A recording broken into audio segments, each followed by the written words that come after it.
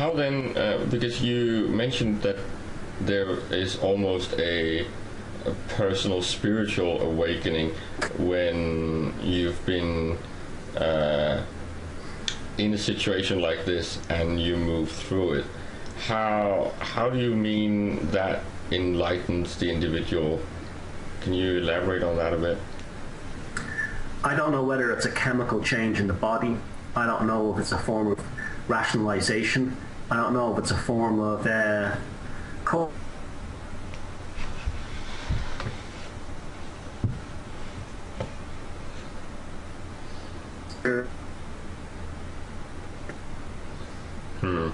has a bigger purpose, that the world, that their life is far more meaningful. Now this is when they fully recovered now, that their own personal life and their own personal life journey is far more meaningful than what the ego can supply.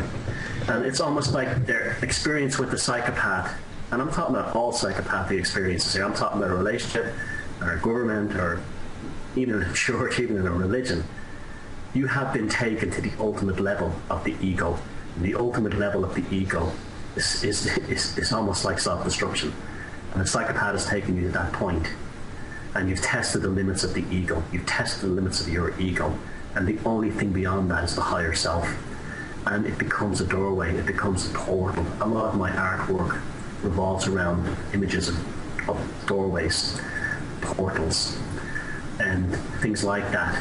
And that's the way it becomes. It becomes almost like the Stargate, if you want to use that analogy. A transcendental pathway, the alchemical highway into your higher self, and that just happens to people when they go through this experience.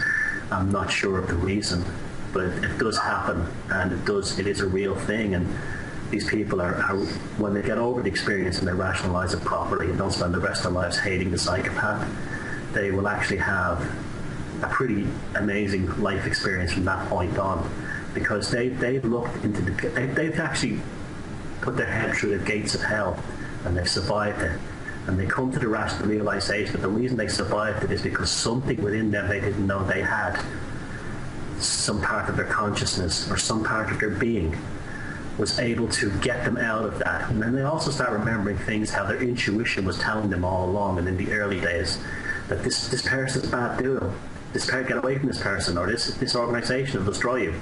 But they didn't listen to their intuition because they gave precedence to their ego. So they discovered the incredible power of intuition. They recognized how they can harness and use it. And that leads to, knowing where that intuition came from. It's almost like they leave the chrysalis and become a butterfly in a spiritual sense. And it's happened to me, and I'm proud to say it. I'm delighted to say it, and people can think of me what they like, because I know I'm actually a very grounded guy. But I'm actually quite a different person than I used to be. I was Mr. Hardcore Reductionist Science. All people who believe in a spiritual dimension to the human experience, they're in denial, or they're just using it to deal with grief. And now I realize the fallacy of that thought process that was contained in me. And a lot of that came from my own reaction to Catholicism.